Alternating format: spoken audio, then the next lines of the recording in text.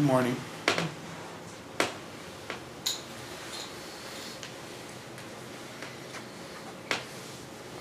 Today we're ending the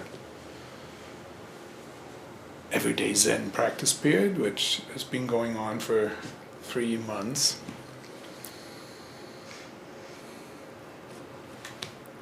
Those of you who participated, about 45 of us or so, you've had clarified intentions for your practice. You've made some commitments based on what seemed right for you and what fits into your life.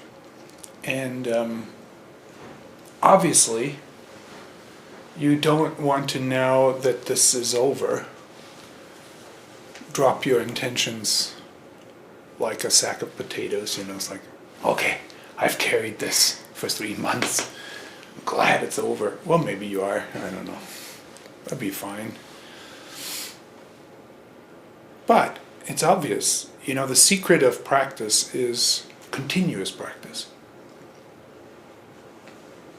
And it is something that is particularly emphasized by Dogen, that we don't arrive. Even if we experience enlightenment in some big way, it's not over.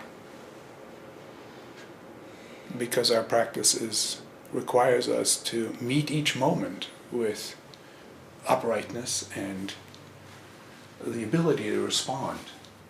So if you feel like, well, I'm done, then this is already a form of checking out from the present. Like, well, I'm done. I don't have to pay attention to this. Now, the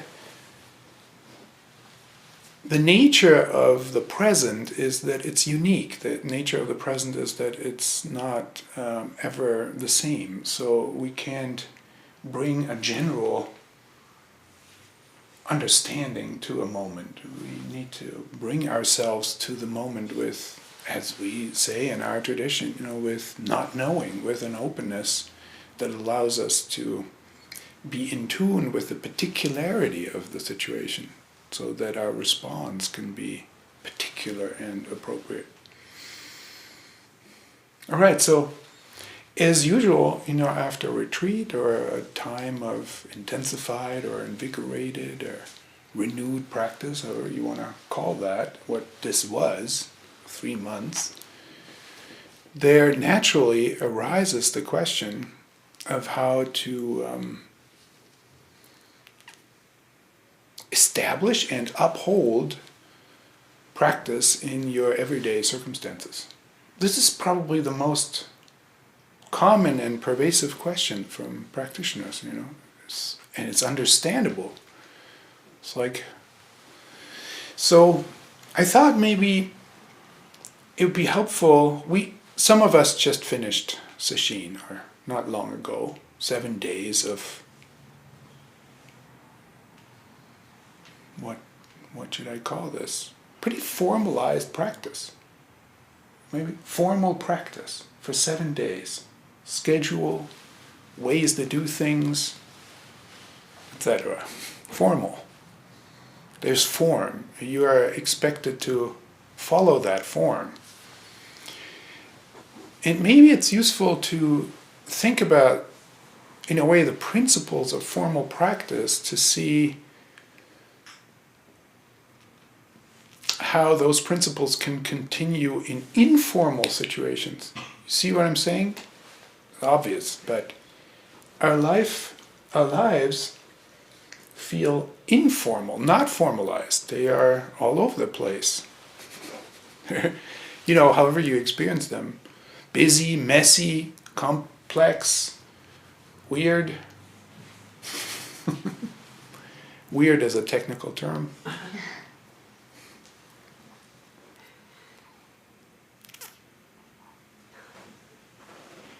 So how do the principles of practice continue under these circumstances that are different from formal practice? So let's look at formal practice first. So there's zazen. Like I'm thinking, sesshin, how does the morning begin? Well, you wake up. Here's the first challenge. The bell rings, you just get up. Oh, yeah. There's already maybe a pattern that you could break just to get up. But so, then there's Zazen, there's Kinin, walking meditation, slow and fast. Then there's Oryoki practice, breakfast, Many of you have practiced Oryoki, and one of the sort of I don't have much expectation with this practice period. It's an invitation for you to discover the elements of practice and put them together in your life according to your circumstances. This was the idea, right? And we can refine this, and I'm really interested in your feedback, like what worked, what didn't work. If we do this every year, we can refine it, not just because the Practice Council and I have certain ideas, but because we find out together what works and what doesn't work, what's helpful, what isn't helpful. I like to think that Buddhism is a form of pragmatism. And pragmatism is do more of what works and do less of what doesn't work. So we have to find out what works. And it's an experiment to find out what works. You don't just know, you find out. And things change over time too. You get older, certain things don't work anymore. You get young, oh no, that doesn't happen. The arrow of time goes one way.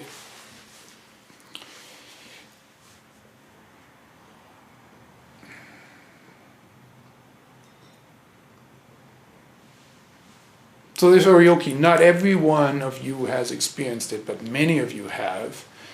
And so you understand, if you've done it, you know it's formalized practice. So I'll say a few things about that. And then we could say work. Breakfast, and we sit some more zazen, and then there's work. So work I understood also as formal practice. So let me go through these things and just tease out some principles. The main kind of instruction of zazen is not to move. We sit and we limit our practice to take away all the movement and just sit still. So when we sit still, the stillness of the body invites the mind into stillness, and when the mind becomes more still, it invites the body into stillness. And this is a reinforcing cycle between body and mind.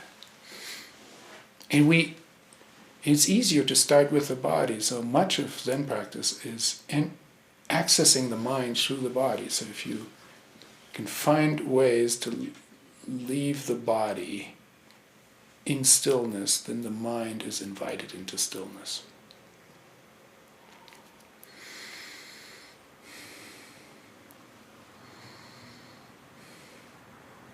Now, your physical posture is you maintain an intention to sit upright. It's like we have an ideal of uprightness in our mind. That's our intention, to sit upright. And then we have our actual posture. So if I exaggerate, our actual posture is like this, and our ideal posture is like that. And there's always a dialogue between your actual posture and your ideal posture. It's just, now this is an exaggeration, but something's going on, Heart is collapsed, the hip joint is blocked, whatever your particular body is like, it's not ideal. But it's in dialogue with an ideal posture, and this dialogue continually invites your actual posture into uprightness. Now, I'm calling it uprightness, but it's like, if you think of the spine, you invite the spine to be stacked just so that the muscles of your body can melt around the nicely stacked spine. So you don't make relaxation happen, but you're inviting relaxation to occur as you are intending this or inviting your spine into uprightness.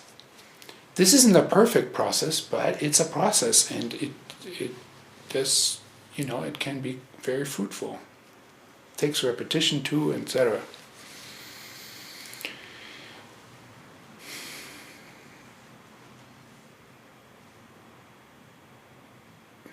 There's a kind of effortlessness that emerges over time, because when the body finds more uprightness, it feels less effortful to sit. Just sit.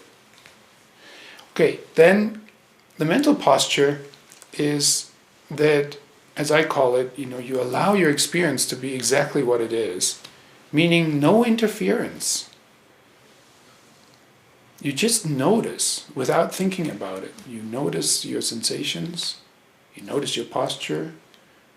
You notice. You notice thoughts that come, and you also notice thoughts going. You find out that thoughts are coming and going. If you engage your thoughts, if you get involved with the content, they stay longer. If you don't get involved with the content, they just disappear in no time. Will you ever stop your thinking completely? No, but something happens in Zazen, and it's like a foreground-background reversal. And this is important because Zazen allows for that shift. And the clarification of what it means is you begin to see a distinction between the contents of your mind, the sensations, the thoughts, the sounds, the sights,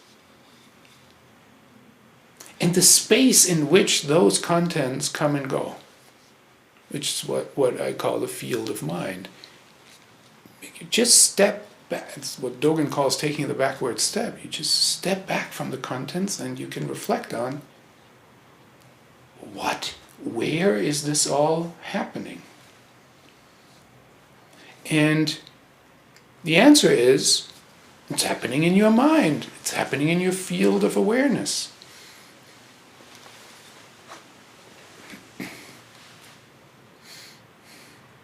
So this isn't easy. This isn't difficult to think, but it is not obvious as an experiential fact. When Zazen allows you to recognize this as an experiential fact, that there is the field of mind and the contents of mind, something miraculous happens. In some ways, it's not a big deal. Once you see it clearly, it's sort of like,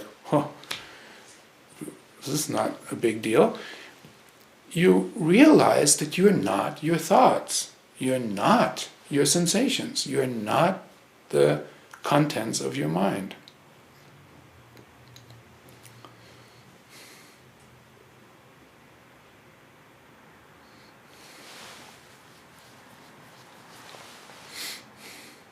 So it actually begins to be an answer to the question, this thorny question, who are you? Well, you know what you're not. You're not any of the contents. Then what are you? Well, maybe the field, maybe the space in which this all occurs.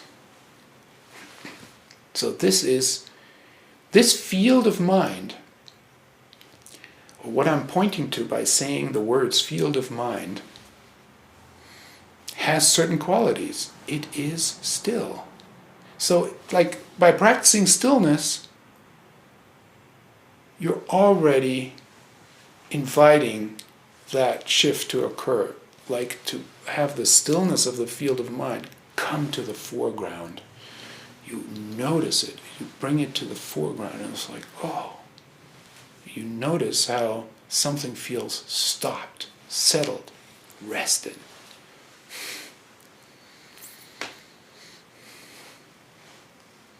So let's say that's Zazen, and it's very much tied to first bodily stillness which invites an inner stillness, which is really what it is about. You want to discover that inner stillness. Okay, and then the period is over, the one rings the bell, bing,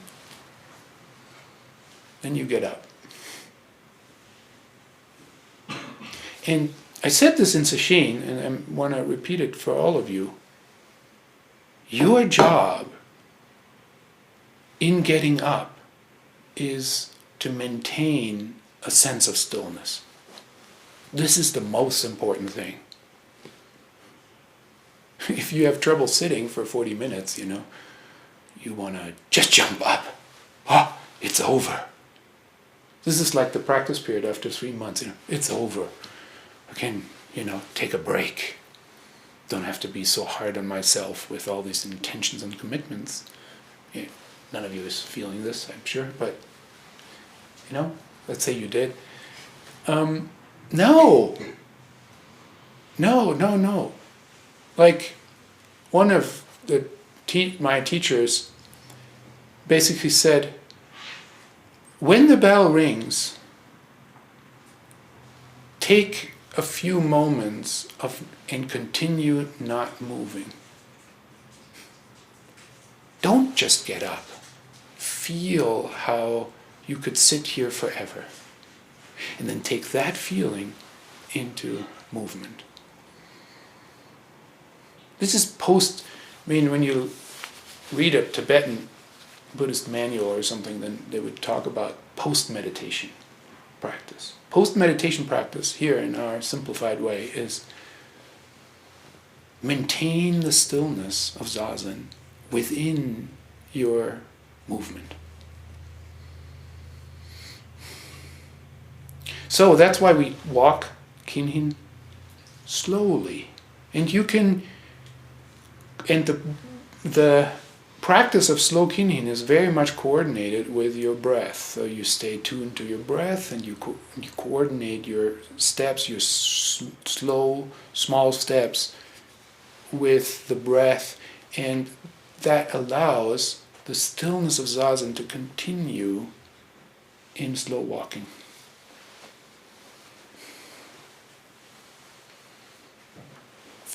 And then the group speeds up and we walk faster.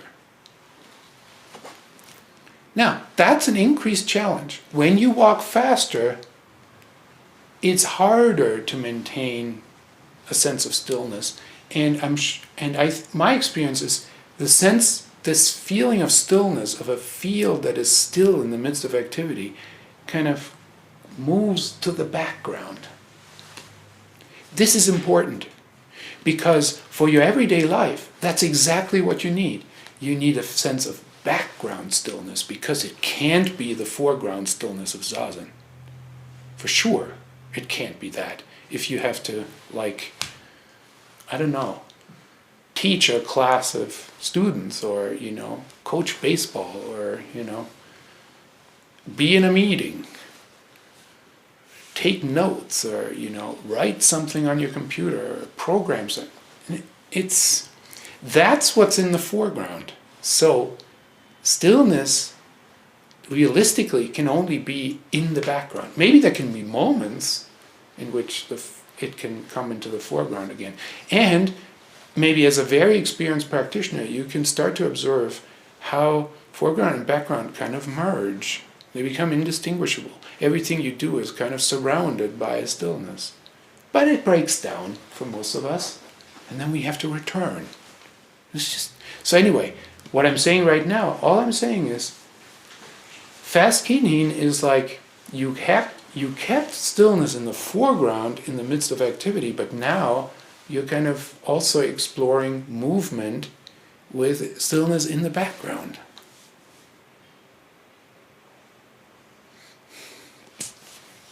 And then we go and eat oryoki, this wonderful and for some of us slightly annoying, complicated way to eat.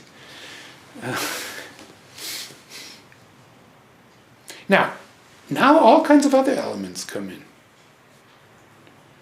Now you have a process And the process is broken down into gestures, and each gesture is prescribed, and each gesture is a movement, and each gesture allows you to enter attention.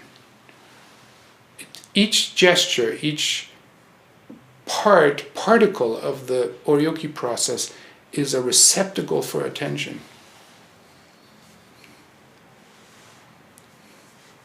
And you can, ideally, be present in that moment, in that gesture, and do it right.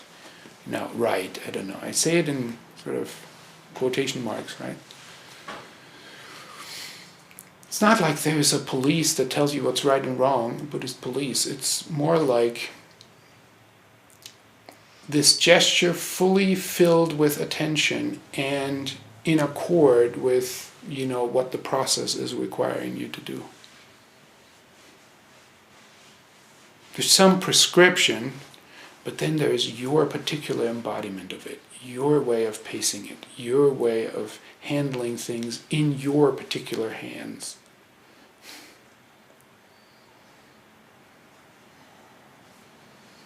Then there's the complexity of doing this with others. So your pace has to be paced with the pace of others. So it becomes there's a group of 4 at an oryoki table, and we can study how we are inter-affected by each other.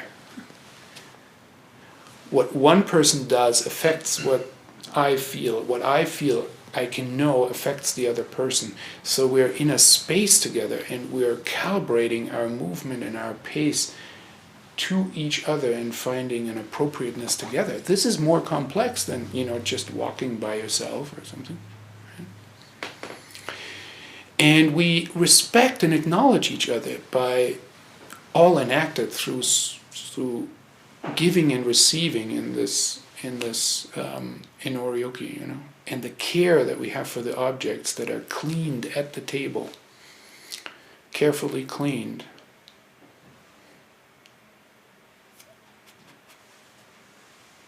Okay, I don't want to over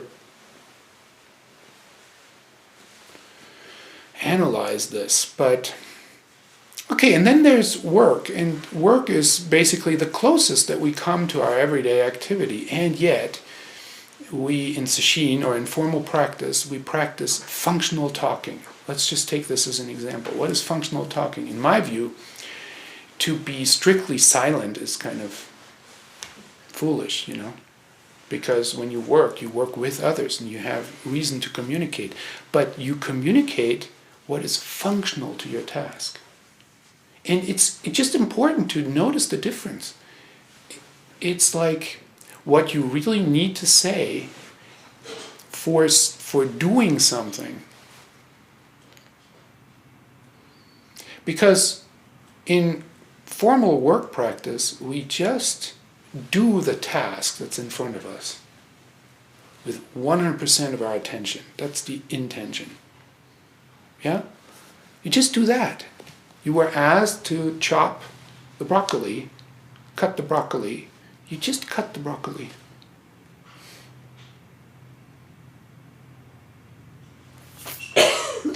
Ideally, you don't complain and say, I would have liked to be outside. Why am I stuck in the kitchen? This is extra.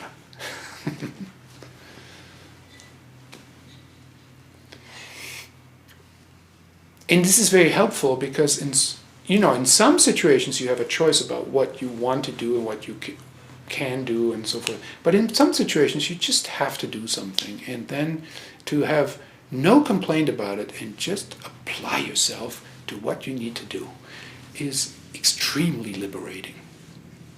Now, functional talking means, you do talk, you activate your mind for what is necessary, but when you don't have to think about it or communicate with someone, you don't distract yourself with some chit-chat and say, cut the broccoli while talking about what happened yesterday or what you want to do tomorrow, the trip you are planning and so forth. This is, this is the normal for our everyday life.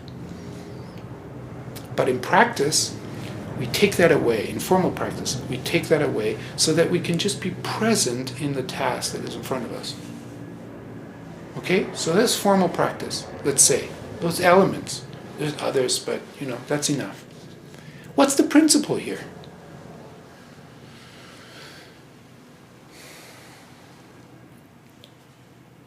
There's a reduction of complexity, let's call it. We're just sitting, and then we're just walking very slowly, and then we're just walking a little bit faster, but still, it's just walking. And then we're just eating, and we're just doing, because this eating ritual is broken down into this complexity of individual gesture. We're just doing this gesture. We're just picking up the bowl and holding it out to receive food. And then we're just taking it back and putting it down. And then we're lifting up the chopsticks and putting them on the bowl. Just that. You just do that. There's nothing more to it, really. And when you work, you're just doing that task.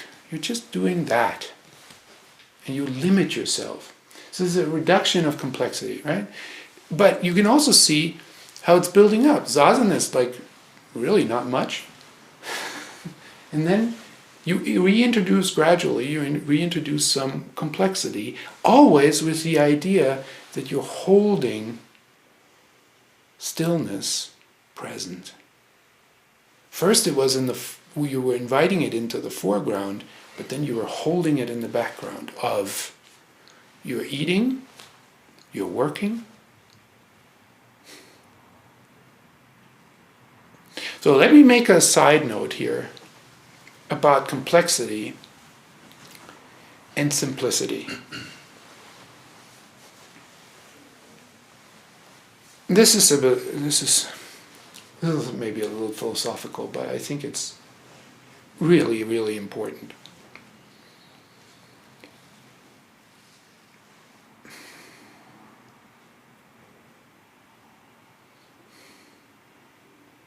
I think there's a theme in our culture which basically says everything's getting more complicated.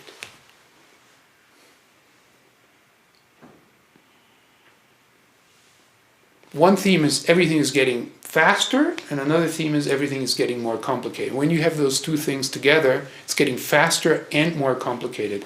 Everyone feels like, no, it's overwhelming. Give me a break. It's fast and complicated. I don't want that. Something like that. Maybe you like it fast and complicated. That's great. Then you're living in the right moment of time.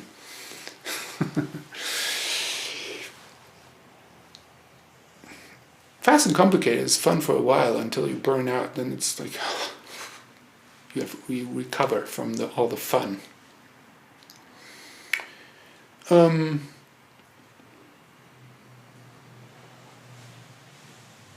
Now, I believe that life, for every being, has always and will always be complex. Complex means many, many aspects woven together in undivided activity. You can't tease it all out. Everything is more complex than what you can think about it. You just think about your body. I mean, it's so complex. We have no idea how things work. We have a little bit of an idea of how things work. Enough that we get all arrogant about it. It's like, we know how this works. Yeah, sort of. We sort of know how this works. And there's many things we don't know, If you're a medical practitioner, you know a little bit, and then there's like a huge mystery. This is complexity. This is what I call complexity. Now, when you have the demand in your mind that you must understand complexity, things get complicated. I make a distinction between complexity and complication. Because when you tease out a lot of aspects from your complexity, you make them explicit. You unfold them. The complexity means it's all folded together into one undivided multiplicity of factors and aspects. And when you take certain things out, you explicate them, then you have all these aspects and you name them, and then you want to find causal relationships between all these aspects, and then it gets immensely complicated. Because those causal relationships, what we call interdependence, are so many.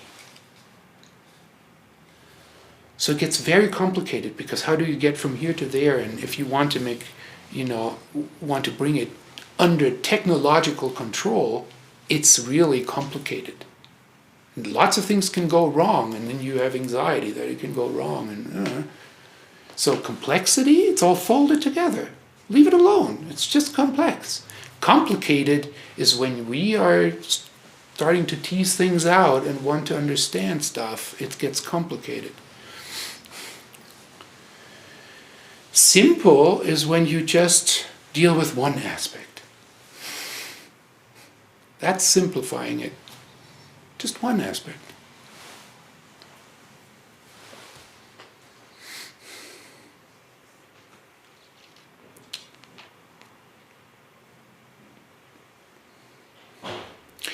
It seems to me that Buddhist practice is to kind of set complication aside,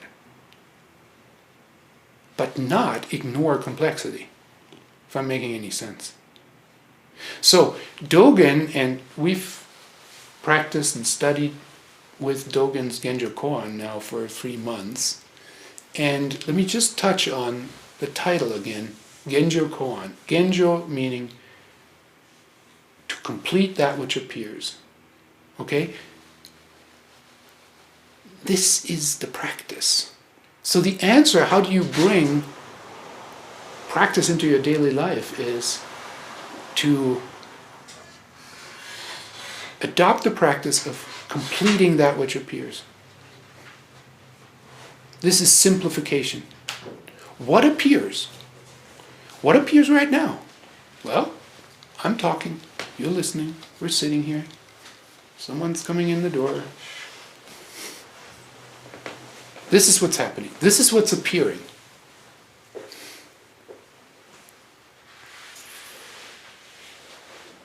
So when we say, be present, you are present with what appears.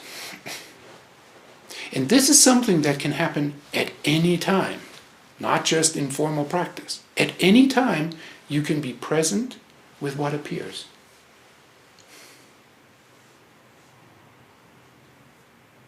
And your intention is to complete it. Well, I've spoken about this. If you have discovered the stillness of the field of mind, appearance appears within that space. Tell me at any moment in your time, in your life, when is something not complete? Like right now, what's missing? This moment, it's so simple, right? It's just this moment. It's just this. What's hard about that? Nothing. It also is complex. It implies the entirety of evolution. How we got here implies the entire complex history of evolution. It's just amazing and very simple at the same time. It's just what is. This is what's happening. It also implies the entire possibility space of the future. If you started to think about all that, it gets very complicated.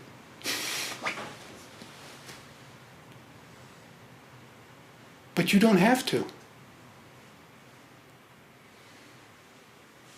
Sometimes you might want to, but you don't have to. You can just be present. This is what appears. And it is already complete against the background of your still mind.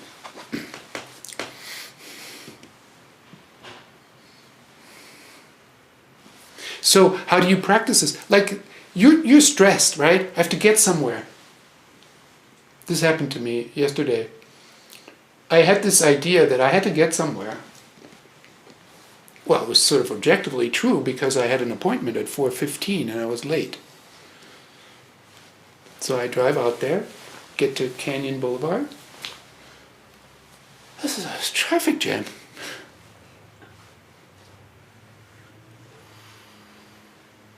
What a horrible situation. I am late and there's a traffic jam. This is like insulting how all these cars are in my way.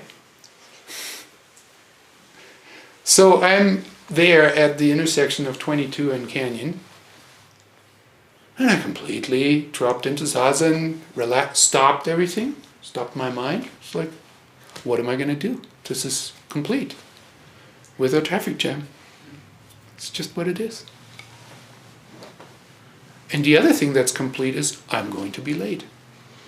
Better face it. This is, what's happening. I can apologize. Do better next time. Like, end earlier, begin, that kind of thing. You just watch yourself. Complete, it's all complete, it's all workable, it's not a problem. Now, this is a simple, overly simple example, but isn't this true for everything? You have an idea of what should happen, and reality falls short, and there's this stress. So what is the prescription of completing that which appears? It's like, stop. Get with what is the case right now, with what appears, and discover it as complete. So we don't have to be perfect, but your intention is that you hold this possibility and that you now and then really find this stopping and then just do it. Savor what happens when you do it. When you get that feeling, it's sort of like it gets interesting because like stress falls away and you're like, wow, this works. Great. You'll do it more often. You don't have to be perfect, just commit it.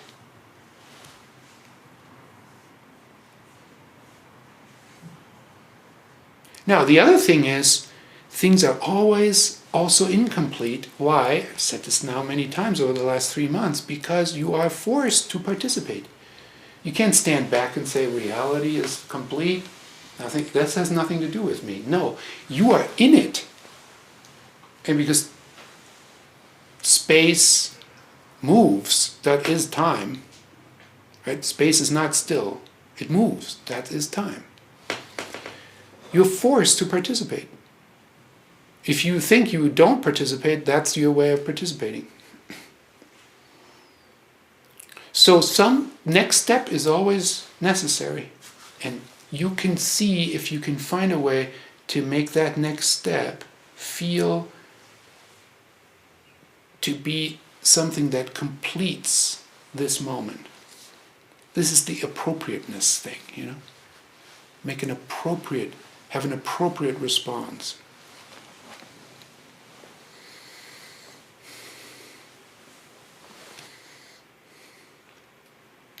Notice how this is a reduction of complication. I now want to change from reduction of complexity to a reduction of complication.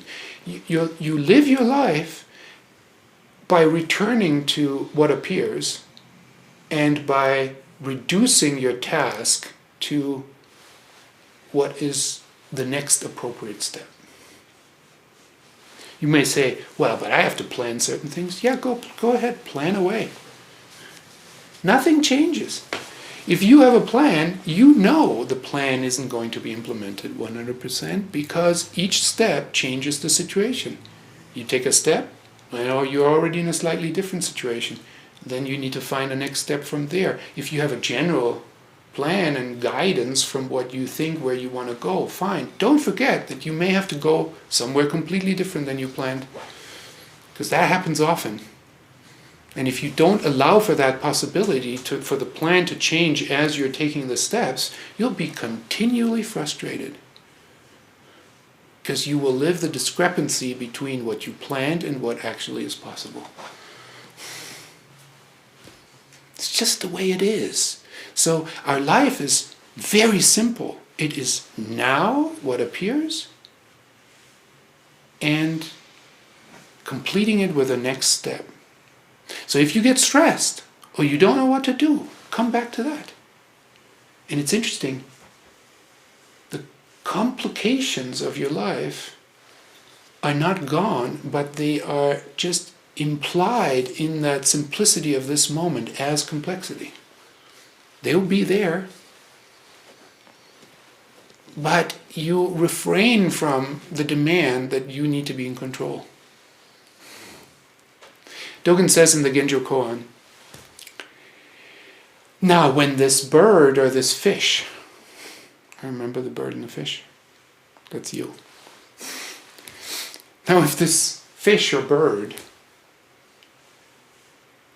only swims or flies after investigating the entire ocean or the entire sky, this bird has neither a place nor a path.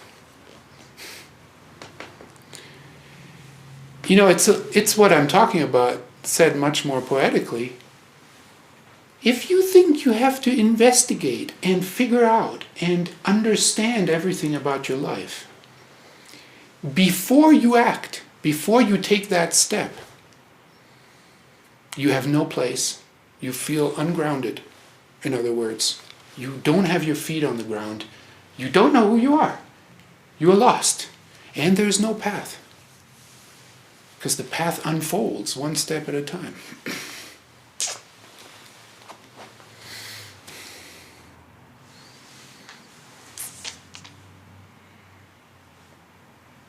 And the Koan, this simultaneity of universal and unique, of field and particular, we've talked about this. This is kind of hard to talk about, this is about trust. You've got to learn, I think, to trust, and I'm talking about this in the context of how do you practice in your everyday life. You've got to trust that you, in your smallness, in your particularity, in the way you are right now, with your illness, with your overwhelm, with your, whatever it is that bugs you the most.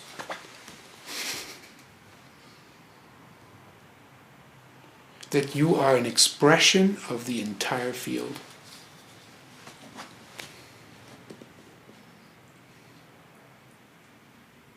If you want to express this in psychological terms, it would be something like, I accept myself just as I am in this very moment.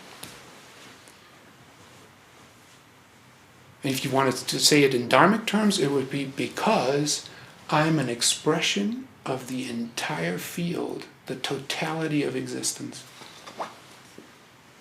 Because, remember, at this very moment, you can't be different.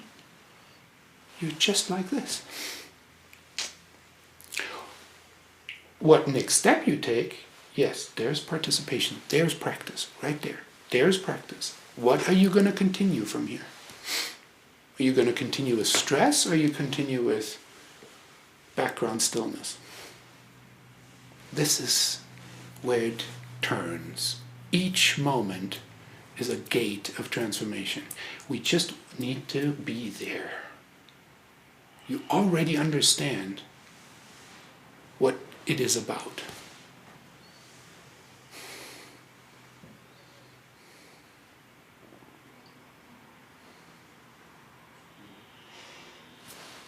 Thank you very much.